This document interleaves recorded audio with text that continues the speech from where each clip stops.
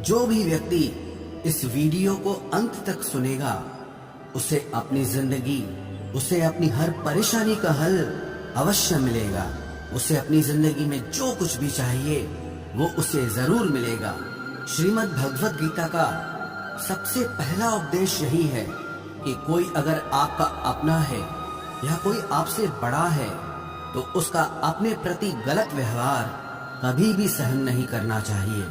ये गीता का उपदेश हमारी जिंदगी से भी जुड़ा है।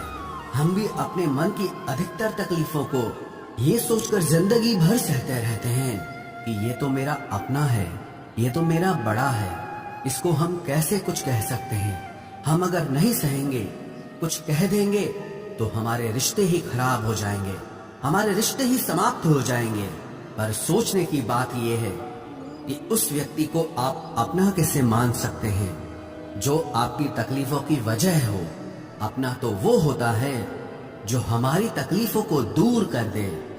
तो गीता का ये उपदेश है कि किसी को भी अपना फायदा मत उठाने दो, किसी को भी खुद पर जुल्म मत करने दो, क्योंकि आप जितना सहेंगे लोग आपको उतना सहने के लिए और मजबूर करेंगे।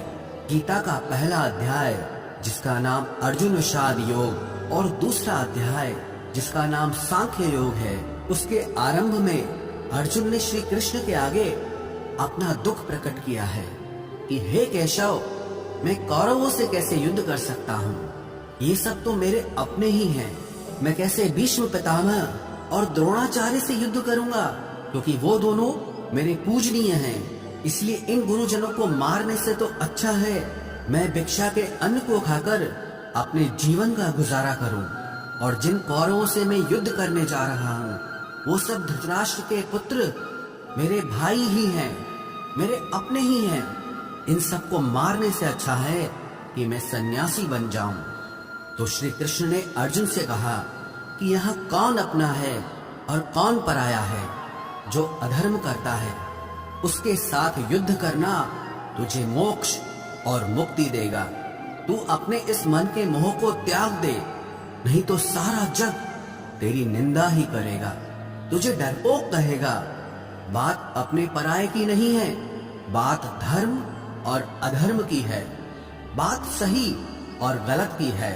अगर तू गलत को सहेगा, उसका अंत नहीं करेगा, तो गलत करने वाले को और बल मिलेगा, वो और भी गलत करेगा। इसीलिए मन के मोह को त्याग करके तू युद्ध कर। महाभारत की एक और कहानी भी है। जब अर्जुन के पुत्र अभिमन्यु की युद्ध में मृत्यु हो जाती है तब अर्जुन बहुत दुखी होता है, रोने लगता है। वो श्री कृष्ण से कहने लगा कि मेरा पुत्र अभिमन्यु मर गया है, मैं ये दुख बिल्कुल भी सहन नहीं कर सकता, मैं भी अपने आप को समाप्त कर लूंगा। फिर भगवान श्री कृष्ण उसे आत्माओं के लोक में लेके गए, जहां अभिमन्यु आनंद से बैठा हुआ था। क्योंकि उसने क्षत्रियोचित व्यवहार किया, इसलिए उसे उत्तम पद की प्राप्ति हुई। जब अर्जुन अभिमन्यु के पास रोते रोते पहुंचा, अपने पुत्र को देखकर अर्जुन बहुत प्रसन्न हुआ। उसे गले से लगाकर कहने लगा कि हे पुत्र, तेरे बिना तो मैं जी ही नहीं सकता, मैंने तो अपने जीवन की आशा का ही त्याग कर दिया है। तो अभिमन्यु कहने लगा कि आप कौन हैं? अर्जुन बोला, मैं तेरा पिता हूँ, तू मेरा पुत्र है अभिमन्यु।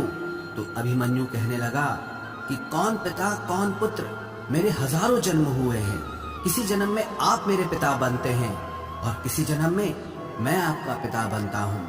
आत्मा का न कोई माता होता है न कोई पिता होता है। जब अर्जुन ने देखा कि मेरा पुत्र मुझे पहचान भी नहीं रहा तो उसका सारा मोह खत्म हो गया। इसलिए गीता के इस उपदेश को ठीक से समझ लो कि यहाँ कोई अपना पराया नहीं है।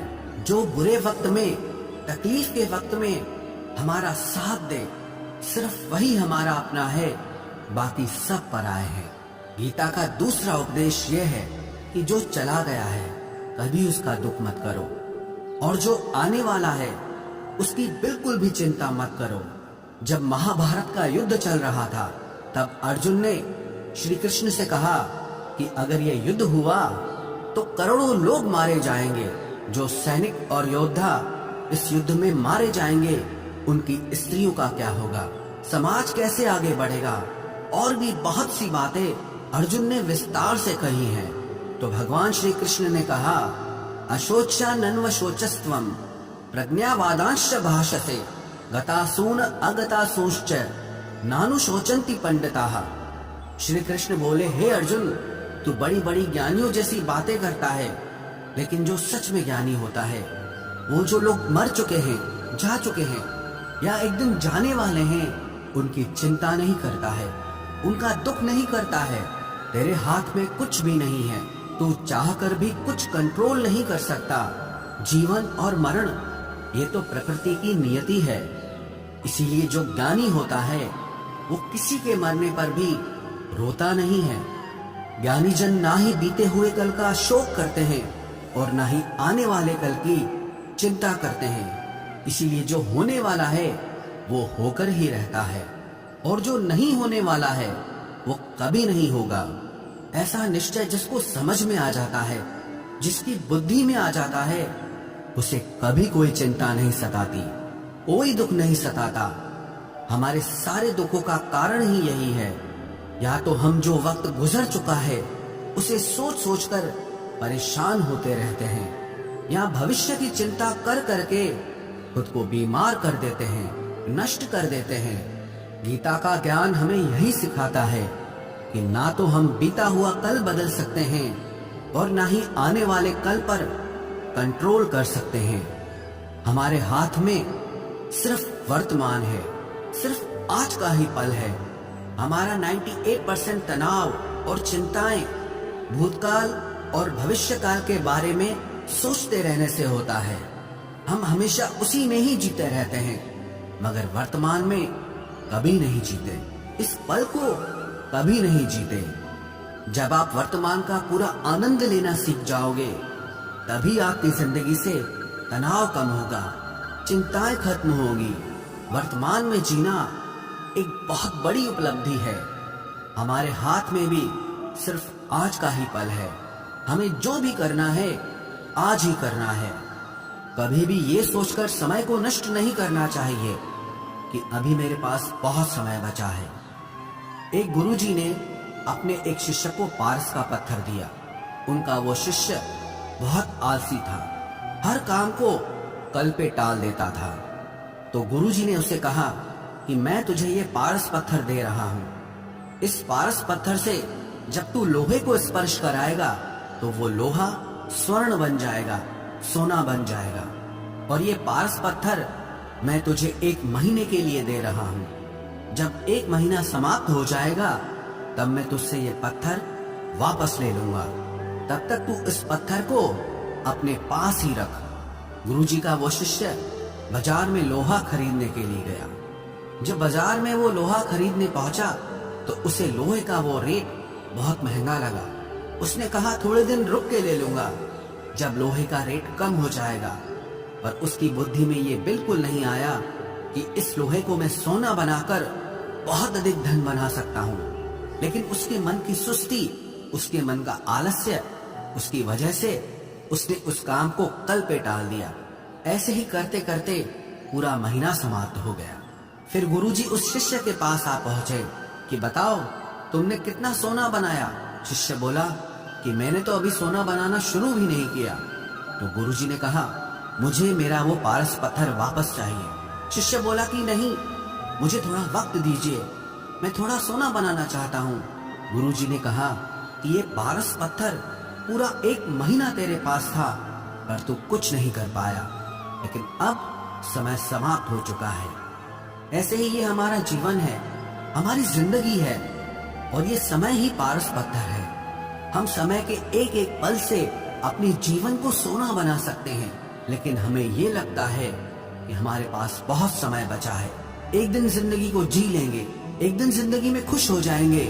लेकिन वो दिन कभी नहीं आता और हम जिंदगी भर भागते रहते हैं, चिंता करते रहते हैं, दुखी होते रहते हैं। लेकिन जिंदगी को जीना, खुश रहना हम भूल जाते हैं। इसलिए गीता का ज्ञान हमें ये सिखाता है कि आप आज में जीना सीखो, इस पल में जीना सीखो। गीता का तीसरा उपदेश यह है कि मौत से डरना बिल्कुल व्यर्थ है। श्री कृष्ण ने गीता में कहा है कि ये संसार मृत्यु लोक है। जिसका भी जन्म हुआ है वो एक दिन जरूर मर जाएगा। जिसका आरंभ हुआ है उसका अंत अवश्य होगा। हम इसे रोक नहीं सकते। जैसे हम रोज कपड़े बदलते हैं वैसे ही हमारी आत्मा नया शरीर धारण करती है।